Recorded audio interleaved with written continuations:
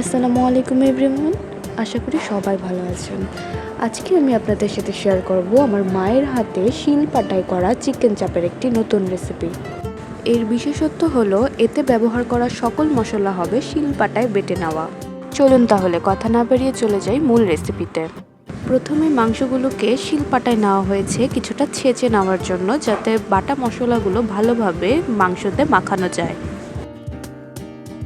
এখানে আমি যেভাবে শিলপাটায় ছেঁচে নিচ্ছি মাংসটি, আপনারাও এভাবে নিতে পারেন। এতে করে চাপটিতে মশলাগুলো খুব ভালোভাবে মাখানো যায়। দেখতেই পাচ্ছেন মাংসটিকে আমি ঠিক এই পরিমাণে ছেঁচে নিয়েছি।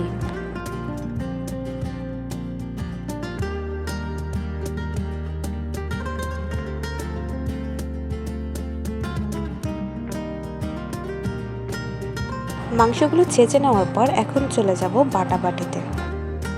চিকেন চাপের এই মশলাটি তৈরি করতে আমি এখানে নিয়ে নিচ্ছি শুকনো মরিচ, একটা বড় মাপের পেঁয়াজ, কয়েকটা কোয়া রসুন, দারচিনি, শাহি জিরা, গোলমরিচ ও লং। সবগুলো মশলাকে এখন শিলপাটায় বেটে নিতে হবে। আসলে এটি হলো ঢাকাইয়া চিকেন চাপের চাপ মশলা। মশলাগুলো বেটে নেওয়ার পর এখন চিকেনের গায়ে ভালোভাবে এই মশলাগুলো মাখিয়ে কিছুক্ষণ রেখে দিতে হবে। মাংসের গায়ে মশলাগুলো মাখানোর পর আমি এখানে রেখেছিলাম 1 ঘন্টার মতো। আপনারা চাইলে আধা ঘন্টার মতো রাখতে পারেন। মাংসটিকে ম্যারিনেট করে 1 ঘন্টা রেখে দেওয়ার পর আমি একটি প্যানে তেল নিয়ে নিব পরিমাণ মতো। তেলটি গরম হলে আস্তে আস্তে মাংসগুলো ছেড়ে নিব আমি।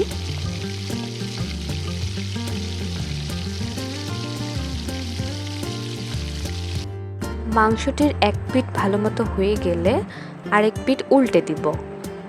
মাংসগুলো ভাজার ক্ষেত্রে অবশ্যই চুলার ফ্লেমটি লোতে রাখাই ভালো হবে। এতে করে মাংসগুলো লেগেও যাবে না এবং চিকেন চাপগুলোকে ভালোভাবে উল্টানো যাবে। চিকেন চাপটি ভাজার সময় একটু তেলটা পরিমাণে বেশি দিলেই ভালো, কারণ এতে করে মশলাগুলো প্যানে লেগে যায় না।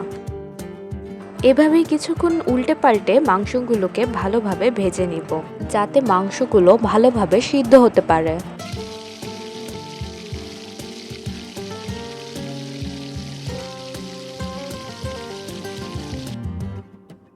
মাংসটি আস্তে আস্তে চিকেন চাপের মতো লাল হয়ে আসবে, অ্যান্ড তখন বুঝতে হবে যে চিকেন চাপটি হচ্ছে।